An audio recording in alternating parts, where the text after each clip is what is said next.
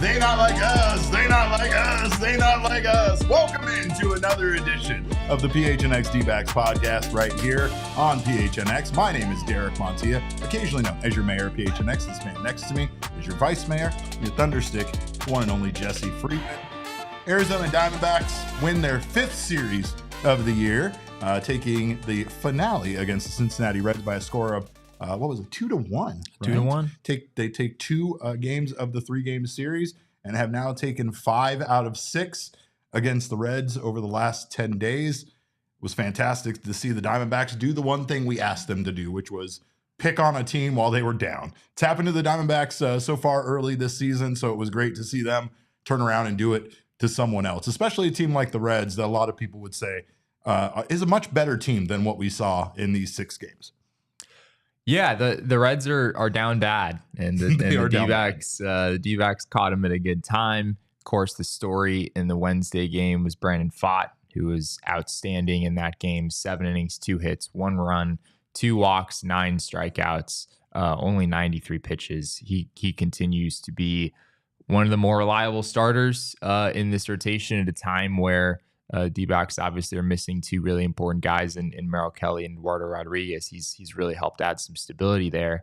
And as we're going to discuss today, Derek, like it feels like Brandon Pfaadt is becoming maybe a little bit more than he was toward the end of last year. I know he emerged in the playoffs, and we've seen what he can do in some big moments. We've seen some really, really impressive stuff from him at times, but it feels like it's come together a little bit more here over these last few weeks. Well, we've said as much as we wanted to get excited about how Brandon Pfaadt pitched in the postseason, and even towards the end of last year during the regular season, we wanted to see it in a more consistent basis. We wanted to see it be able to carry over and not just be kind of, I guess, an adjustment that helped his success for a period of time, but didn't necessarily help him as a pitcher, kind of take that next step to the next level. What we've seen so far this year from Brandon Pfaadt is kind of game after game, and he's human, so he still has his bad outings at times, but game after game where he kind of takes a step up in one way or another. I know that he set a career record for whiffs in a game not too long ago, and then in the finale, he, I believe, tied a career record for outing as far as length, going 7 innings in yesterday's game. He was just pounding the zone, as he pretty much always does, honestly. 22. He only had 8 whiffs in the game yesterday, but he had 22 called strikes, which I don't have it in front of me. That might be a career high for him. That's a lot of called strikes. He threw the sweeper more than any other pitch. That continues to be just an outstanding weapon for him. We saw him back off it a little bit in that game against the Orioles with as many lefties as they had in the lineup. It seemed like a bit of a change of attack there.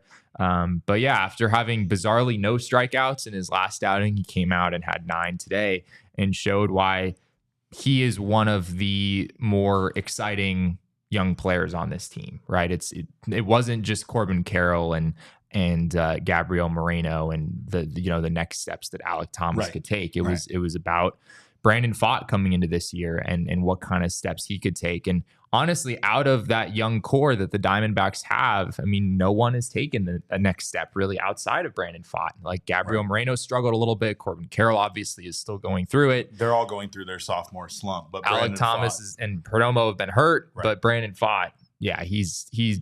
I mean, again, like looking at his numbers, you're not going to be blown away. I mean, he still has an ERA over 4, but the eye test is that of a pretty darn good starting pitcher right now. Well, let's take a look at Brandon Pfaadt's season so far, because like you said, this particular graphic is going to show his body of work, but not really what he has been doing lately, which we will discuss. But Brandon Pfaadt this season, 54 innings pitched. He has a 4.17 ERA, a 1.11 WHIP.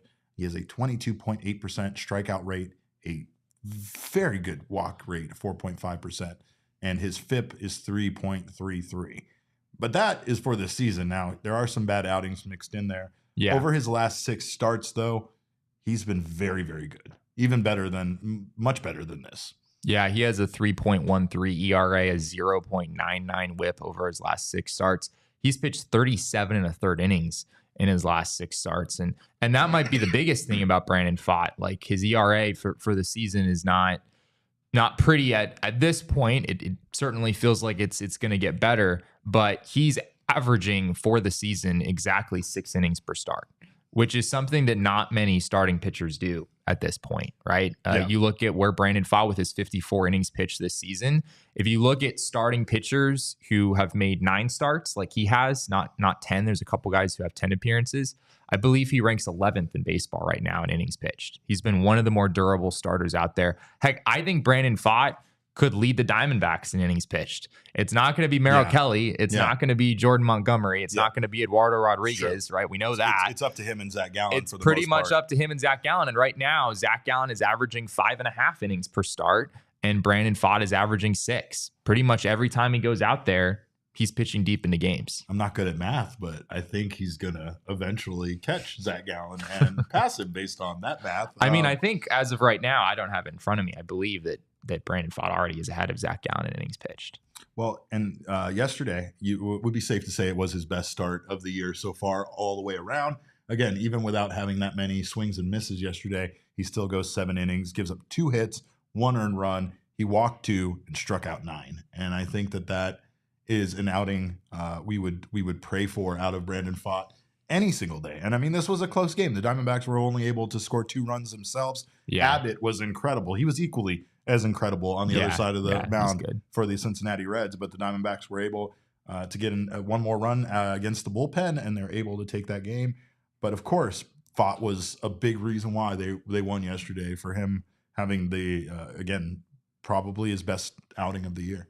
Yeah, and possibly his best outing of his career? Question mark. I mean, I guess game 3 of the NLCS. I mean, he only went 5 2/3 there, but he had 9 strikeouts, and obviously that game was high leverage is a little more important than a random Wednesday afternoon game in May.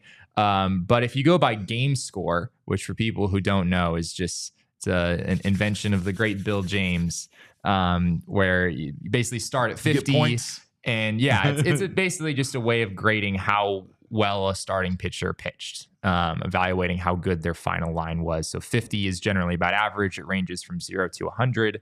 And Brandon Pfaadt was at a 76 yesterday, which was the highest mark, or the second highest mark of his career. Last season, I'd forgotten about this. He threw 7 one-hit scoreless innings against the San Diego Padres on the road last year. Wow. I believe I was actually at that game, but somehow that had slipped my mind. That was a game score of 77. So this was his second best start in terms of game score, but his best start of the season by game score, and also the best start by any Diamondback starting pitcher this season. No one has had a game score that high. It was an outstanding performance. And again, the Reds are the Reds, and they're going through it right now. They're missing several key offensive pieces. I think we expect that team to get better once they get some of those guys back. But just the eye test of it, like Brandon Pfaadt looked really, really dominant at points in that game. The Reds are very much a team that could get things back on track very easily, right? Like we're seeing the Rockies, as we've talked about, even joked about, going on a tear, and the Rockies right now are playing some really good baseball. The Reds are not. Right. So the Reds, this is a team that could turn things around. The Diamondbacks get all of their games out of the way against the Reds, during this period of time while they're in this slump. And it worked out well for them because they were able to essentially convert and take advantage of the fact that the Reds aren't playing good baseball right now. But let's take a look at the count presented by our friends at Desert Financial Credit Union. This is for the series. The Reds actually outscored the Diamondbacks 12 runs to 10. They out-hit the Diamondbacks 27 to 23. Runners in scoring position, more opportunities and better conversion rate there for the Reds. They were 9 for 25. Diamondbacks were 4 for 22. They have a starting pitching ERA of 3.00 to the Diamondbacks 5.00, and a relief pitching ERA of 2.00 to to the Diamondbacks relief pitching 4.91. Actually, no, those are reversed. Those two are reversed, actually. Diamondbacks had a relief pitching ERA of 2.00, and the Cincinnati Reds had 4.91. So essentially, the only category the Diamondbacks did better there than the Reds would be in the relief pitching ERA, which is where in those close games, the Diamondbacks were able to score those runs and win those games, right? But again, we've always said it, Derek, the bullpen. I mean, that's the best thing about the Diamondbacks. If everyone else could just pull their weight, they'd be in a much better spot. Yeah, man, this one's a crazy one. And of course, we've talked at times about Diamondbacks being on the other side of this, where they are the ones scoring the more runs and the more hits in a series. And in this case, they did it against the Reds. But neither team, to be honest, is playing very good baseball right now. And you can tell based on these numbers right here, especially offensively, the 12-10 with the way Diamondbacks games have gone this season, this could be just for one game. This could be just for one game for some of the high the potent offensive games the Diamondbacks have had. But that is a 3-game series, and the Diamondbacks take 2 out of 3.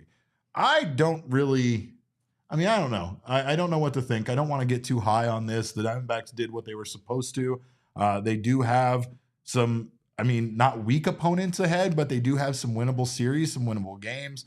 They do have a series starting with the Detroit Tigers, who have been very good when it comes to pitching, but not so good in other parts of the game. But the Diamondbacks do have some series coming up here that they could win against the Marlins, against the Mets. However, they also have the Dodgers on the horizon, and that's never great. It's going to be tough. Yeah, that's never great. But again, right now, the Diamondbacks are right there. They're right record-wise. They're right where I think we wanted them to be as far as treading water and waiting, especially for I guess who we could call the Big Four now to come back. We got Erod, Merrill Kelly, and then we got Alek Thomas and Geraldo Perdomo both to return here soon. And the Diamondbacks can really use those guys. But in the meantime, there's one man that's been doing it for this team, and he is our king snake for this series. We're giving it to Kevin Newman. You're goddamn right we are. Big Kev, 6 for 10 in this series. Not many else. Not great numbers weren't great outside of that. 2 RBI, 1 walk. You scored a run. But the fact is that Kevin Newman has really, especially over the last 2 weeks, really just been a pleasant surprise for the Arizona Diamondbacks on both sides of the ball. He's been pretty damn good offensively, and defensively, he has just been the answer that the Diamondbacks did not have in regards to Perdomo missing time right now. 4 straight multi-hit games. Like he entered Saturday's game against the Orioles with a 501 OPS.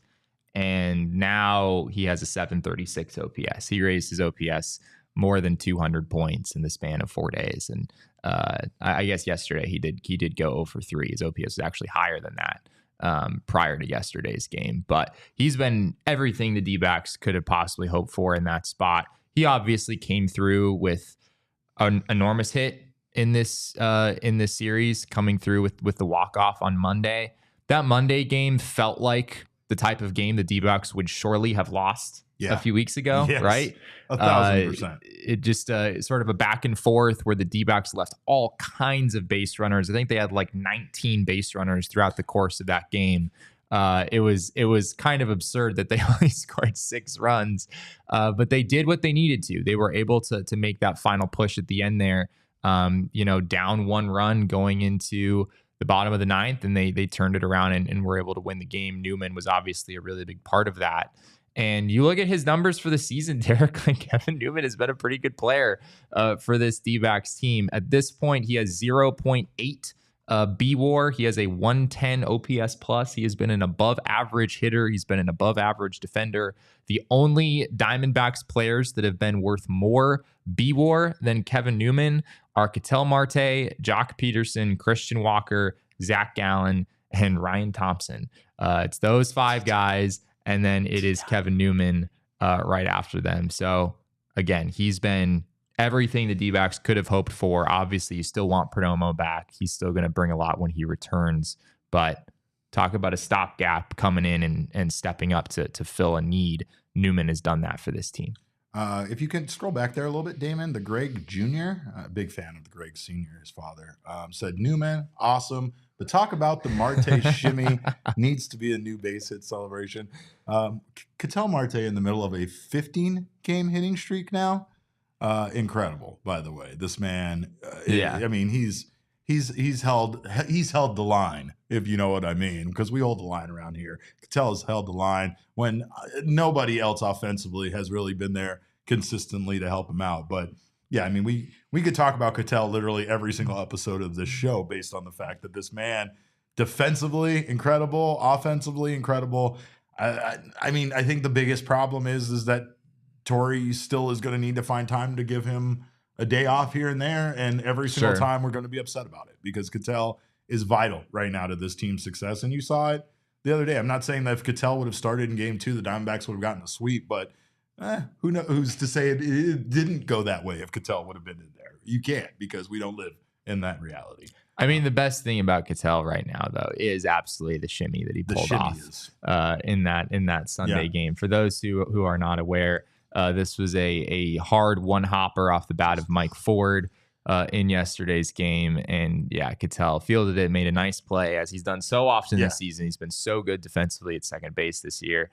And, he knew he had time, Derek. Like, Mike Ford is one of the slower players in the league. It was hit so hard. It was right at him. He had plenty of time to get the ball over to first base. So, why not throw the shimmy in there? Because it was necessary, because him catching that ball was so cold that he just needed to one out real fast. You know what I mean? And we all know that, at least a decent portion of people were probably put off by this, because that sort of thing happens. Oh, you're celebrating mid-play. Yeah. Shut up. Go watch something else. And if you watch that other thing, you'll probably find people celebrating midway through a play there as well. It's fun. It's supposed to be fun. Sports is a form of entertainment. Stop taking the shit so seriously. As long as he makes the play. As long as he makes the play. If he shimmies and then he's late on the throw. Like loses control of the ball and the mob launches it into the air. Yeah. No, but Ketel, he's the most fun player to watch, honestly, in baseball for me personally. And maybe it's just because I get to watch him so often. But Ketel, by far, if you aren't, just watch Ketel, forget the fantastic plays he makes or the way he hits or everything else he does. Just watch him off the ball sometimes and the way he interacts with opposing players. Or the other day when both him and Kevin Newman both needed to put the fake tags on Stuart Fairchild, which caused him to go into second place or to feel secure there at second base. There are things like that Ketel does all the time. 97% of the time, his little ploys don't work, but it's the 3% of the times that it's incredible when he pulls something off. My favorite Ketel moment of the series might not have been the shimmy. I think it was when the D-backs caught Elly De La Cruz trying to get to second base. Mm-hmm. That was in the first game of this series. And he ran off faster than I've ever seen him run in his life. Yeah, it was very well executed. It was Lourdes throwing it to Ketel, then Ketel over to Christian Walker. They got him hung up between first and second. Yeah. Walker fires it back to second. Ketel puts the tag on De La Cruz. Big out. Anytime you can get Elly De La Cruz out on the base paths is obviously enormous. And Ketel just darts faster than you've ever seen Ketel run back into the dugout, which is so incredibly on brand for him. It is. And that's when he does his best sprinting, when it doesn't matter. Yeah, when he draws a walk, or when he knows that his team has just pulled off an electric defensive play and he is just fired up about it. But Ketel he just looks so engaged this year, right? It's not just that he's doing the thing at the plate and hitting home runs and being really the driving force behind the Diamondbacks offense. It's that he's playing outstanding defense at second base. He just looks engaged in all facets of the game, and you have to believe that part of that is that the D-backs they're in the mix. They're expecting to go places this year. There's a long way to go, but Ketel really seems to have kind of thrived off that energy. And he also looks gigantic, by the way. He is in I was the going best to say, shape he looks ripped. I mean, honestly, it's fair. Not to get into too much detail, but I said this the other day. He wasn't shirtless. He was just wearing a long sleeve tight shirt, and I realized how big he's gotten. And he still doesn't look it, but Ketel isn't that fast hitter that he was anymore. The dude is built, and he's here to try to I think that's the reason why we're seeing the consistency and his ability to go out there every day and at least contribute something, especially over this hitting streak. I mean, we know what he did in the playoffs last year, so it just feels like he never stopped. It feels like Ketel just carried on over. When we talk about the struggles that Corbin and Gabby and other players might be experiencing, Ketel hasn't missed a beat. So he, and that's part of this whole bat speed metric stuff that we just got. Part of what makes it cool is you just get a better feel of just how much strength various players have. And Ketel, I mean, his right-handed swing, the only right-handed swing in baseball, at least among qualified hitters, that is more powerful than his, is Giancarlo Stanton. It's literally Stanton 1, Ketel Marte as a right-handed hitter, number 2. I remember when he first came over in the trade, and it was like, oh, here's a guy who can steal some bases. And he was like pretty good at bunting. I remember him laying down a nasty bunt in the playoffs back in 2017. He seemed like a nice little player, but he's blossomed into a whole lot more than that. I don't know why that seemed derogatory the way you said it, but he is a nice. Well, you know what I mean, like the slap hitter, this is a guy you want on your team. Like he's gonna do the little things. He's gonna get on base, but he's not gonna hit bombs. The man's a fucking superstar, and Ketel hits bombs. Well, so Jesse doesn't lie, and we know that. Me. It's questionable if I lie. Damon, known fibber. But you know what? Who doesn't lie? The numbers don't lie. Jesse, what do you have for today's numbers for this game or this series? What do you got? Or for this year? What do you this year, right? Yeah, we're gonna talk a little Ryan Thompson here. I figured you'd be excited about this. 0.87 is the number, Derek, because 0.87 represents Ryan Thompson's career ERA in the regular season since joining the Arizona Diamondbacks. That's fucking wild. After tossing yet another scoreless inning on Wednesday, Ryan Thompson has now allowed 3 earned runs in 31 innings pitched since being acquired on a minor league deal by the Diamondbacks last August. That's my dog. He has been a revelation for this team. And some of you might have seen this on Twitter, but I, of course, had to do a little research. I had to figure out who has the lowest ERA in Diamondbacks history. It's not even close. Conveniently, minimum 30 innings pitched, as Ryan Thompson just crossed over that threshold. But yes, Ryan Thompson is far and away the leader at number 1 with his 0.87 ERA as a member of the Diamondbacks. Fun list here, Derek. We've got Clay Buchholz in the number 2 spot, who I think he was so good. He was remarkably good. In 2018, the Diamondbacks brought in Clay Buchholz when he was not at all in the prime of his career, but boy, did he look it for about 4 months. It was an unbelievable run. So a 2.01 ERA from him. We also have Tim Worrell, who I'm not going to lie, I'm not super familiar with his game, but he has a 2.27 ERA. I believe that was back in 2005 as a member of the D-backs.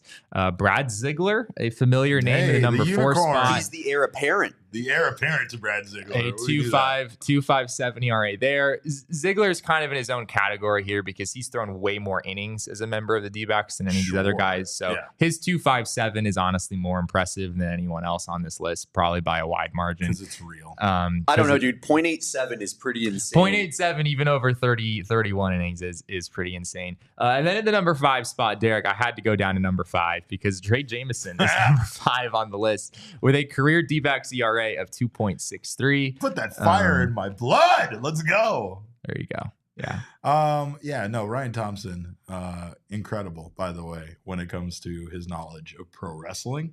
Might trump mine. I don't know. It's hard to do. When he's done in his playing career, though, he is going to most likely get a job with WWE or AEW as a booker because the man knows his stuff. But he doesn't just lead in ERA, Jesse. What else do we have? You got I also tweeted this out as well. Of course, I look up the lowest whip in Diamondbacks history as well, minimum 30 innings pitched. Okay, there's some dogs on that list. This list now. Might even be more fun. List.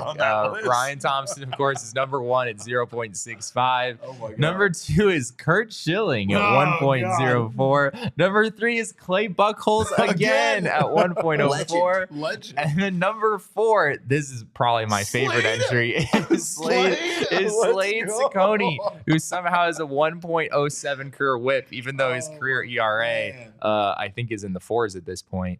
And then number 5 on the list, Derek is Randy Johnson. And I've always viewed Clay Buchholz and Slade Ciccone as being kind of sandwiched between Johnson and Schilling in terms of Diamondbacks pitching totally, lore. especially Slade. So. Right there. He's right there. Man. And Ryan Thompson, there is I think it was Elise said it back because it was hilarious when she said it. But Elise said, seems like the kind of arm a team like Tampa Bay could use right now. Yeah. She's not wrong. When They it comes could. to that. The Rays, I haven't tracked the Rays super closely this year, but I believe their bullpen has been part of what's gone wrong there. Boy, has Ryan Thompson been good since coming over to the D-backs. And on a personal note, Jesse can attest to this. We're best friends. Yeah, it kind of makes him sick how much I didn't know what to do with myself when we weren't even over by Ryan Thompson's locker. We were just kind of standing where the media generally hangs out in the D-backs clubhouse the other day, and Ryan Thompson came over and ignored me and put his arm around Derek and started asking Derek pro wrestling questions. You wanted to know who my pick for the King of the Ring was. Yeah, which I, of course, don't even know what that means. Yeah. So I just smile and nod as you guys are having your conversation. The look of disgust on Jesse's face when we start to go into it is something I've never seen before. He, oh gosh, is so hard when we do it. It's amazing. But of course, we thank you guys for being here in the PHNX Sports YouTube channel. We thank Ryan Thompson for being as good as he's been. And of course, if you haven't subscribed to this channel yet, make sure you do so now. That way you don't miss whenever our shows go live, like our wonderful brand new hockey show, PHNX Hockey Show. That's right. Hockey is back on this network. We're not fucking leaving. We're not fucking leaving. We're not going anywhere. Right here on this channel. Make sure to not miss out on our wonderful hockey crew giving you all the updates and insight on hockey.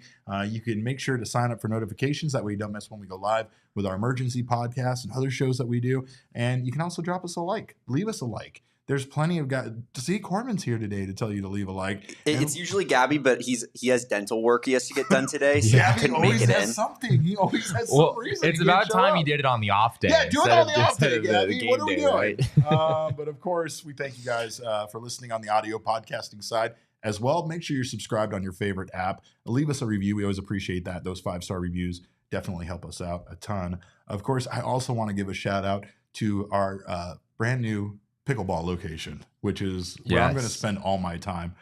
Chicken and Pickle, by the way. Hey, it's on the west side, man. It's on the west side. It's out by me. It's actually like kind of close to you. It's gigantic and beautiful, and I had no idea that this place was as amazing as it was, but we had an absolute blast out there. It was a lot of fun, right?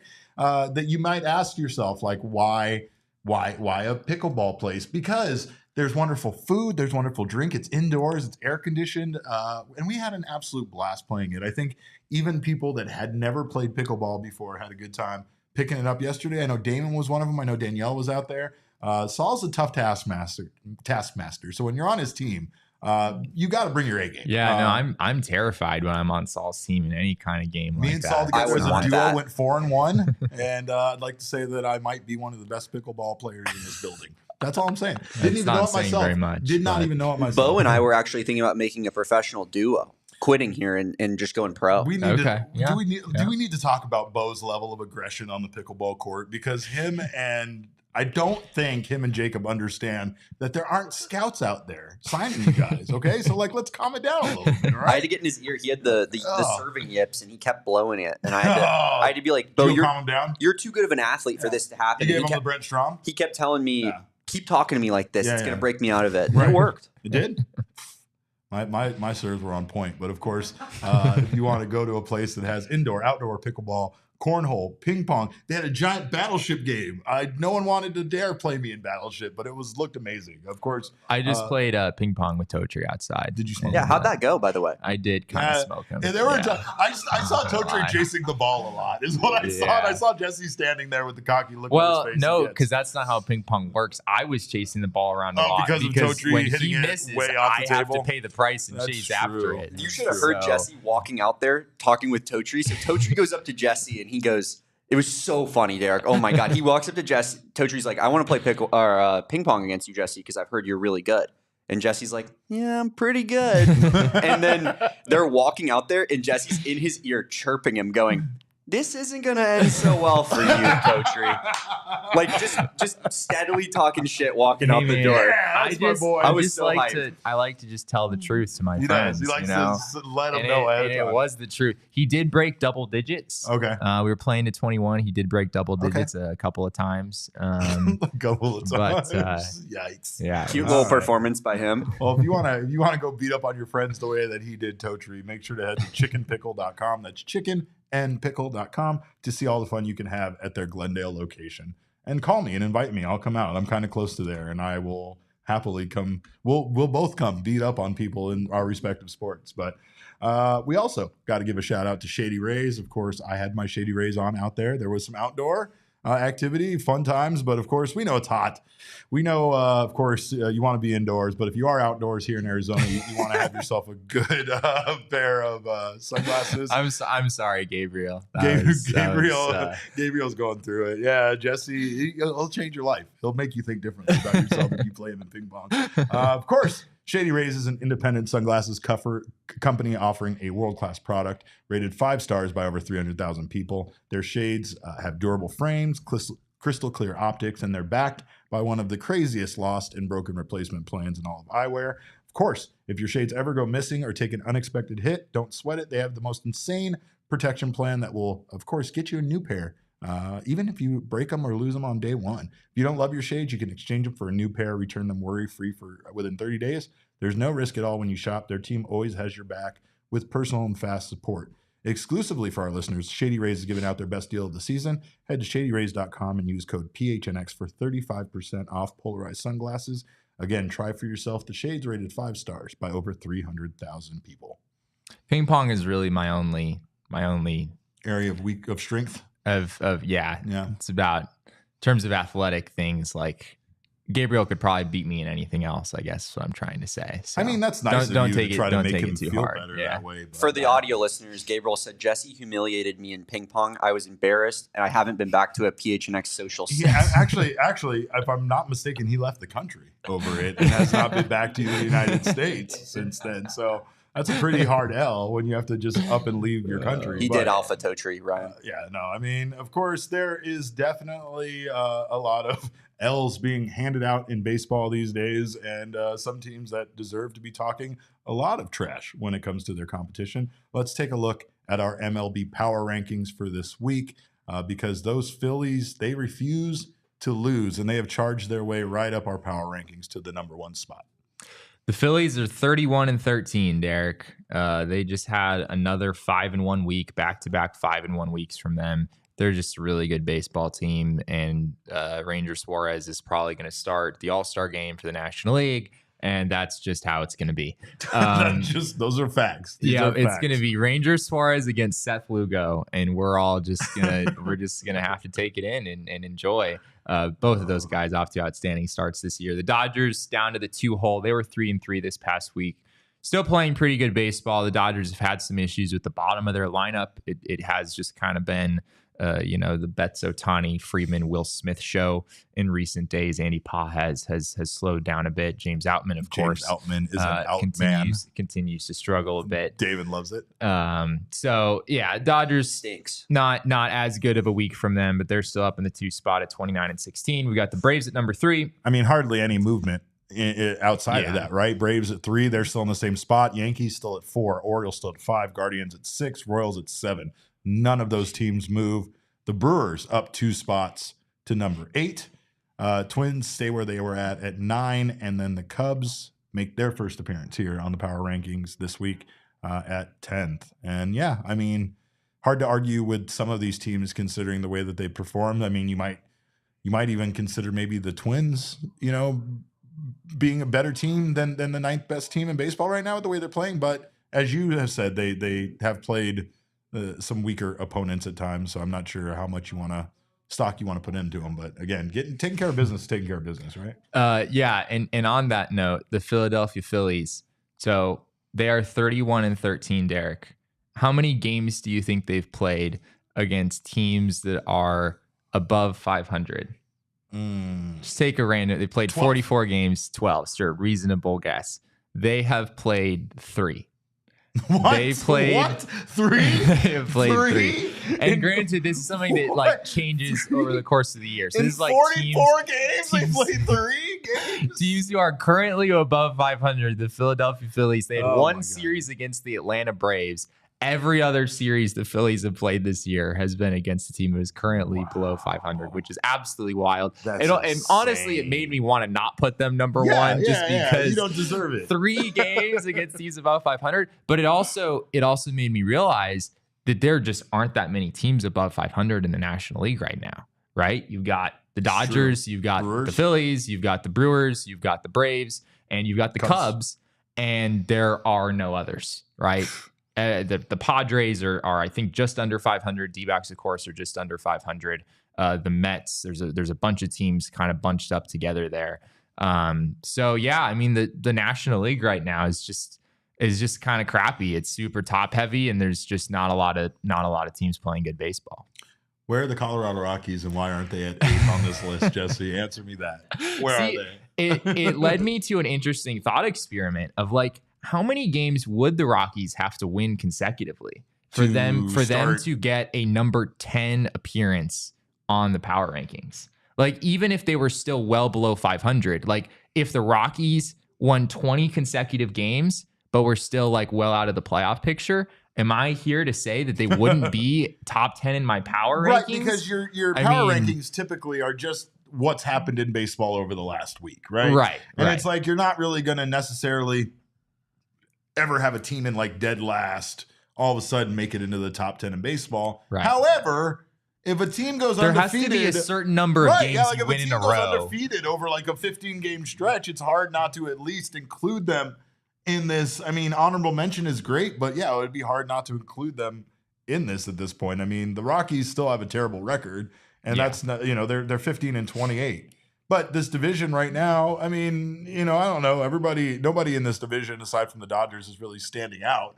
So the Rockies, especially with how the rest of us are kind of just, kind of hovering around mediocrity, could be right back in the mix before we know it. Yeah, it's kind of a funny situation for the Padres, honestly, because the Padres took 2 out of 3 from the Dodgers over the weekend. And then they get swept by the Rockies. And Luis Ariz came through with a big walk-off hit. There was so much hype in San Diego. And then the Rockies come to town. And the Rockies didn't just sweep the Padres, Derek. The Rockies outscored the Padres 19-7 in this series in San Diego.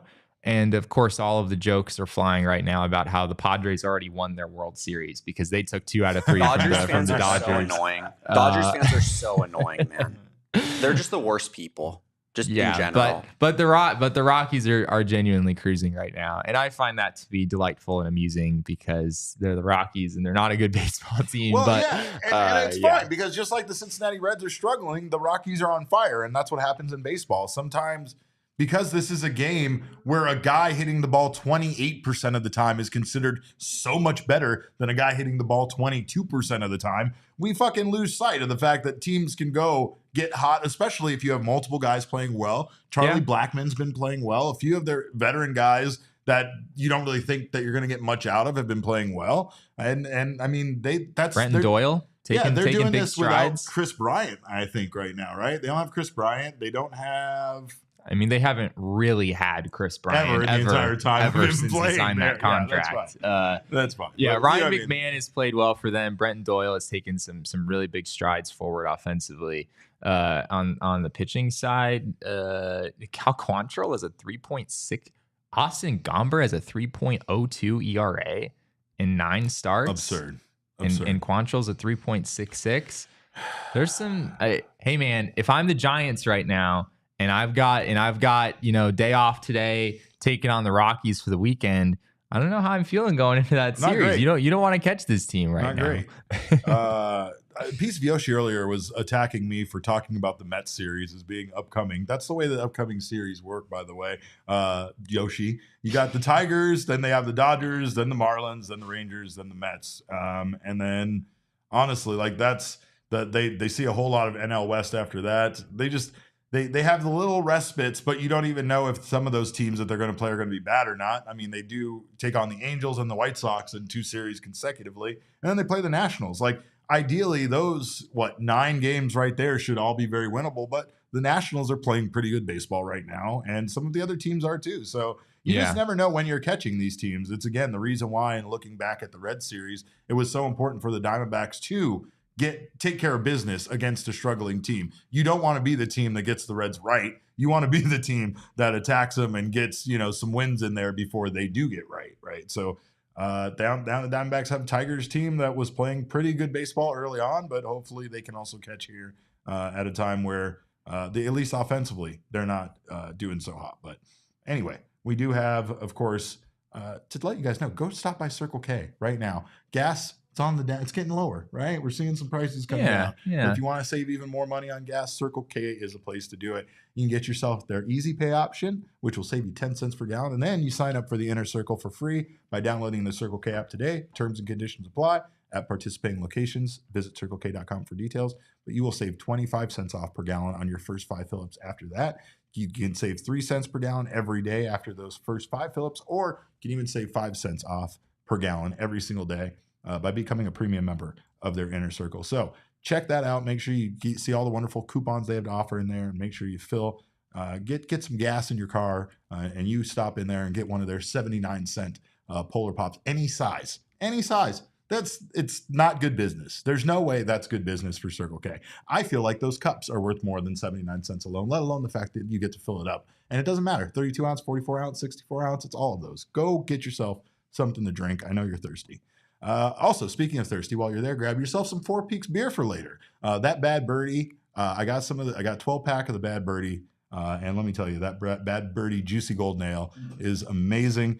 The can is beautiful. I think Saul has a shirt that matches the can. I want to steal it from him, but it's a delicious beer. It's perfect for the summer, and it's a perfect collaboration between our friends at Four Peaks and Bad Birdie. So it's super drinkable, whether you're in the backyard or you're out at the tee box. So make sure to grab some today. You can visit fourpeaks.com/locator to find all of your favorite beers and events. Check out at Four Peaks Brew or at Four Peaks Pub to keep up with the latest at Arizona's hometown brewery. Must be 21 or older to drink Four Peaks, and please drink responsibly. Also, make sure to stop by Circle K. Get your Four Peaks there as well. Well, before we get out of here, we did want to talk about the fact that we just passed, I guess, the quarter season mark for a very long regular baseball season, right? It's 162 games.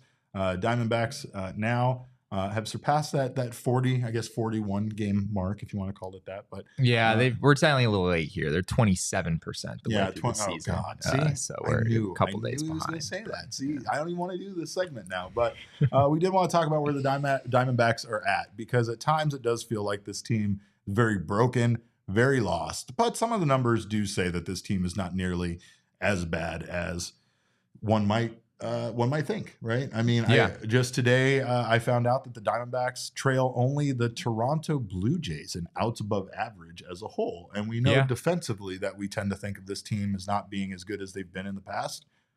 That might not be the case. We just watch all the games. We see all the mistakes. We know what's going on out there. We know how Lourdes makes every fly ball out to left field look like it's the hardest thing to catch in the world, right? But they're getting the job done in a lot of areas. Yeah, well, I guess we can start with the defense. The D-backs are 6th in defensive runs saved with 18. They're 2nd in OAA, as you said, with 14. They are now tied for the 8th fewest errors in baseball with 21. That's something they've been a lot better at here over the last few weeks. Yeah, for sure. They were near the top of the league in errors at the beginning of the season. And most of them were Blaze Alexander's, to be fair, but they were spread around the trail. Yeah, there was some uncharacteristic sloppy play, not just by Blaze Alexander at the beginning of the season. Things have really tightened up as the season has gone on. As you'd expect, D-backs have also been pretty darn good at keeping base stealers from doing their thing. They have allowed the 3rd fewest stolen bases in the league at 18. They've caught 9, which is pretty impressive. You're catching a 1/3 of attempting base stealers there. That is definitely better than the league average. One downside on defense that I found, though, Derek, which I had not discovered until today, is that the D-backs are 2nd in the league in wild pitches. Which is something I have noticed is Tucker Barnhart and Gabriel Moreno. If you go to their baseball savant pages, neither of them grade out well in the blocking category. So that has been, if you're kind of, poking at things the defense could do better, blocking pitches behind the plate, both for Barnhart and Moreno. that's something they could get better at. I was going to ask that. Does that essentially fall on the catcher, even though it's not necessarily a passed ball? Yeah, that's a fair point. Yeah, I'm glad you said that, because wild pitches are not inherently the catcher's fault. They're generally the pitcher's the one who threw it. But I kind of had a sense that there were some pretty blockable baseballs that those guys were letting get by. Yeah. Of course, the most memorable one is Gabby Moreno letting the Kevin Ginkel ball go to the and then losing track of it and that whole thing. Not that wasn't a legitimate wild pitch by Ginkel. No, but it's impacted the outcome of baseball games. That's how bad there have been more, like, if you're second in league in wild pitches, chances are it's not just your pitchers, and there's something there from a catching standpoint as well. And the baseball savant metrics bear that out. So that's something they could do better. Sticking kind of on the fringes here, base running is something we're used to seeing the Diamondbacks be very, very good at, and they've actually not really done very much in that regard this season. The D-backs are just they are 27th. They are tied for 27th in the league with 19 stolen bases. They've been caught 8 times, which is not a good percentage at all whatsoever. And then Fangraphs has a base running metric that tracks taking extra bases on the base paths and scoring from second and all of the little things. And the D-backs are just 15th in baseball. At negative 0.8 in that stat, so a little bit below average. How much do you blame the fact that they've been caught 8 times on impacting that? Because it feels like there's apprehension there. It feels like they don't want to kind of follow that game plan they had last year. I'm not saying that that's not the smartest thing at times, because when there is a game plan people know exists, they can essentially plan for that, and they can tighten up and make sure that they try their best not to let you run on the base path. But it does very much feel like the Diamondbacks, kind of like what happened at times in the playoffs last year, they've kind of changed at least how much they're attempting to run and how much they're attempting to create that chaos. I felt like last year, everybody watching knew at times Jake and Corbin were going to steal a base once they got on first. You could look over at them and you could just tell that they were going to go. It was just a matter of when they were going to go. And they were still successful based on the fact that it always seemed like they were applying that pressure to the opposing team.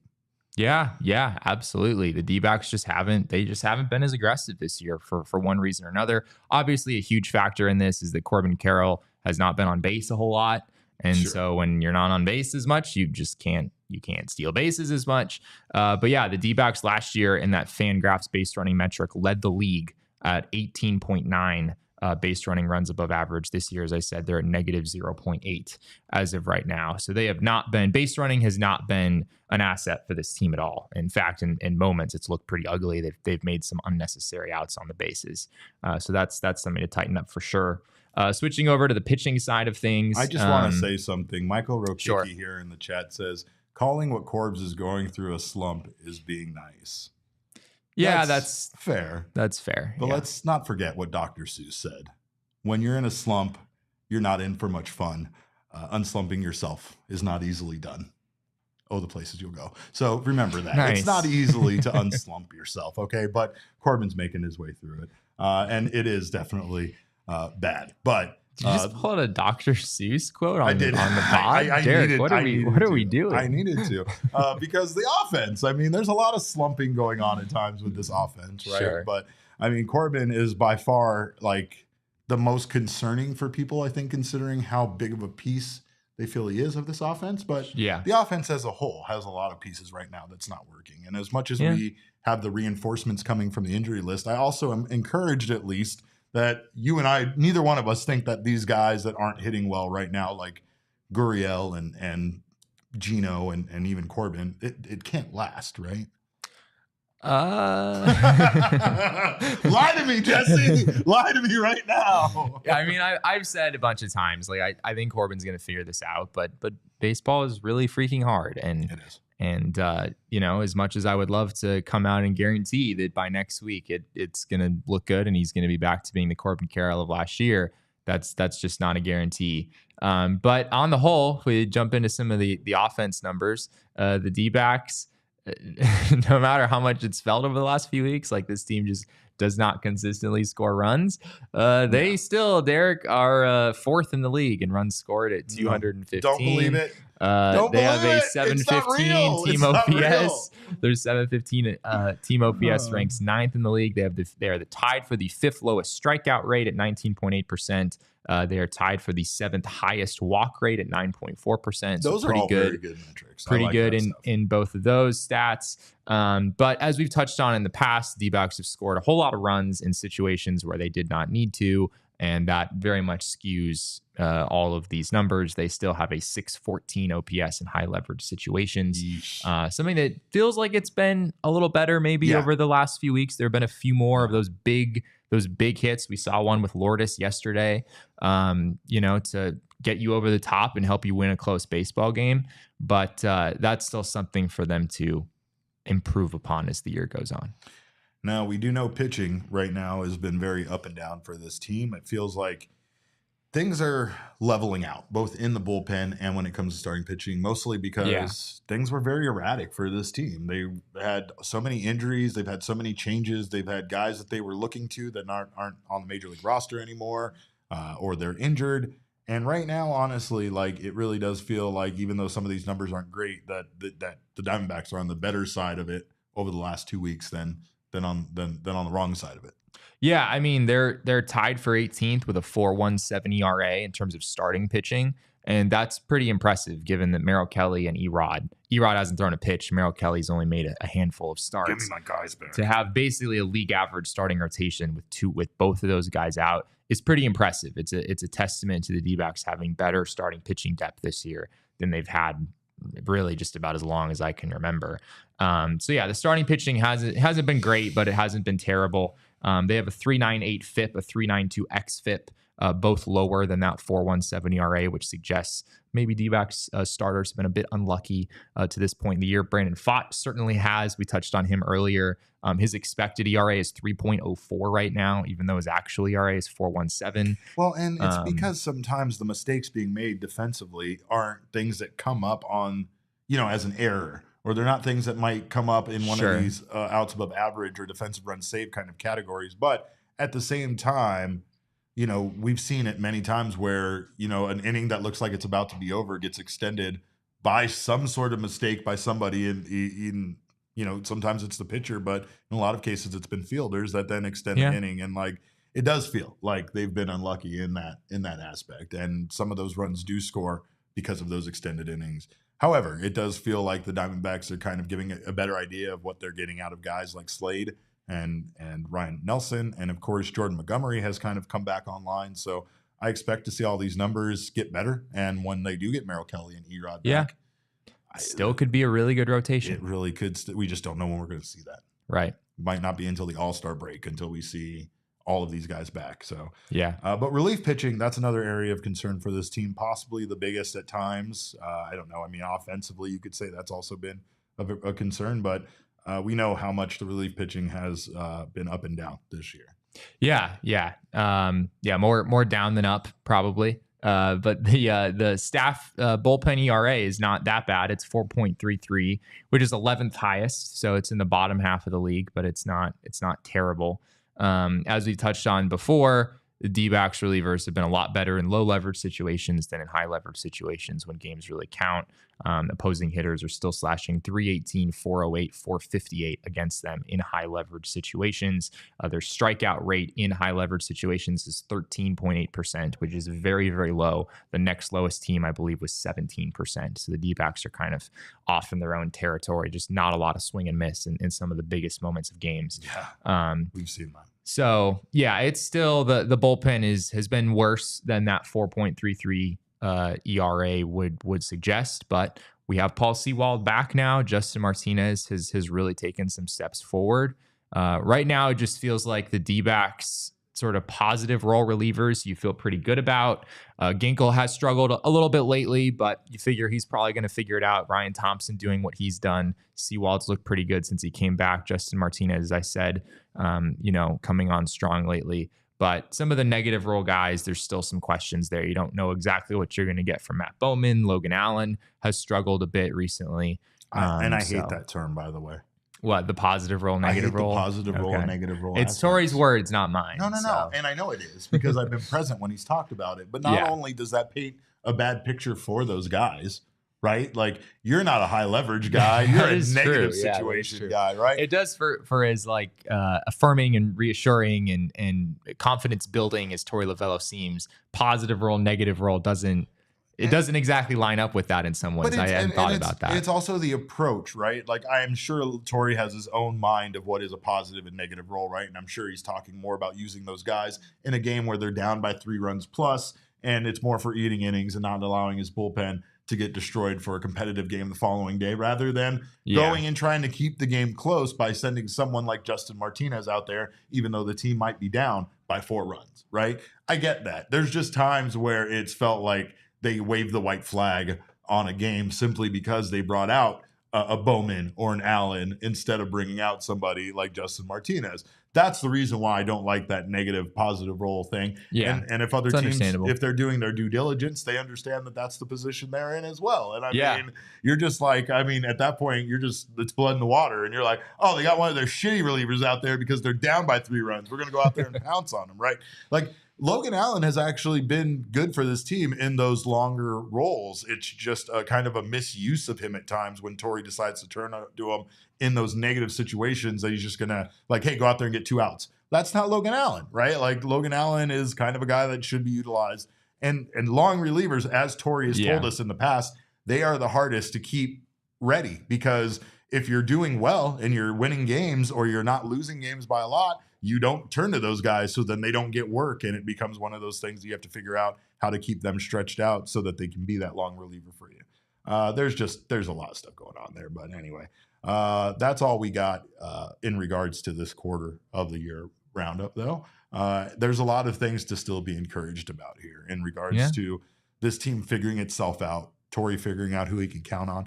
And realistically, like the return of not only the injured players, but the return of the guys that aren't playing very good baseball right now. If you can get Corbin Carroll back to being more of Corbin Carroll, if you can get Gabby Moreno back to being a 250 hitter, these guys contributing along with the contributions from the guys who are hot right now, like Jock Peterson and Ketel Marte, really can turn this thing around for this team at this point. And they're not so far out of it that any fan should think that they don't have a shot here to not only turn things around, but get hot at the right time as we go into the postseason and maybe do something special once again. Yeah, come back for our 3/8 season review coming up here in a few weeks. Can't wait for that. Stay tuned. I can't wait for the 5/16 season review. That's going to be a fucking banger. That'd come before the 3/8 actually. But anyway, we thank you guys, of course, for stopping by. We will see you tomorrow. We're bringing you a double shot of this show tomorrow. Make sure you drop a like before you leave. But join us tomorrow for a 1 p.m. show, and we're going to do a series preview against those Detroit Tigers. Jesse's also going to talk to you about his new StatCast stats that he's nerding out over. There's more. They might have put too much out. They might have even turned him against StatCast, but we'll see. We'll talk about that tomorrow, of course. And then we're going to do a It's impossible. We'll also be doing a post-game show tomorrow after the game. So make sure to stop by at 1 and then join us after the game for a post-game wrap-up. This man will be at Chase Field. I'll be at my home playing those arcade games, but we will bring you a recap of that game. Of course, we do thank you guys so much for stopping by. You can follow us on Twitter. I'm at Cap_caveman with a K. Jesse is at Jesse N. Friedman. Of course, the people's producer, Damon, is at Damon Dog. That's DAWG. We are Damon's Dogs. Bark, bark.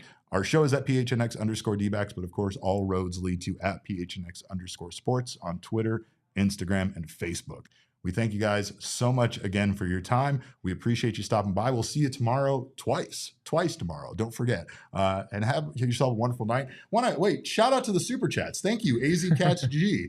Said, thanks, guys. Good show. We appreciate you. Tanner, I am so sorry, my man. I missed yours. He said, what are Gino's Bath Pat stats? Is there hope for things to get better? Because woof. Greetings from Rhode Island. Wow. We thank you. We'll talk about that tomorrow. Why don't we do that on the show tomorrow? We'll get that for you tomorrow. Because you're special. You're special. You're Rhode Island. You have no reason to be watching us, but we appreciate you for doing so. Of course, we thank you guys all again for your super chats, for being here, for your time, and for your love of the snakes. We'll see you tomorrow. Have a wonderful night. And remember, kids, baseball is fun, but it is so much more fun when Ryan Thompson comes into the ball game. We all silly like the mayor.